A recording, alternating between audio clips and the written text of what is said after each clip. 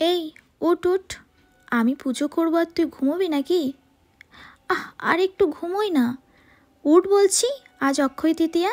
ও আচ্ছা, ঠিক তো, আজ তো অক্ষয় তৃতীয়া। উঠেই দেখলাম মা পুজো করছে।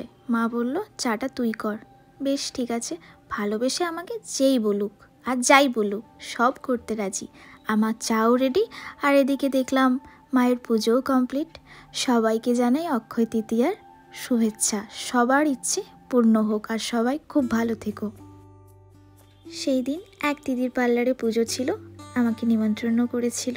গিয়ে দেখি ও বাবা, পুজো তো হয়ে গেছে। তারপর বসলাম, আমাকে প্রসাদ দিল, খেলাম আর একটু টুকটাক গল্প করলাম। তারপর বেরিয়ে পড়লাম। বেরিয়েই আমার ছোটোবেলার স্কুলের টিচারের সাথে দেখা হলো। একটা জিনিস দেখবে? ওয়েট। নিজের ছবি এভাবে দেখতে কার না ভালো লাগে বলো তো? সন্ধেবেলায় একটু সাজুগুজু করে বেরিয়েছিলাম, কেমন লাগছে বলো তো আমাকে। তারপরে মায়ের সাথে দেখা করলাম।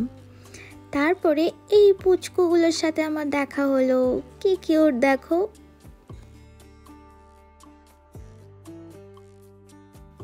বাইরে বেরিয়েছি আর বাইরের খাবার না খেয়ে আজকের দিনটা শেষ করব, সেটা তো হতে পারে না। তাই মোমো খেয়ে আজকের দিনটা শেষ করলাম। টাটা।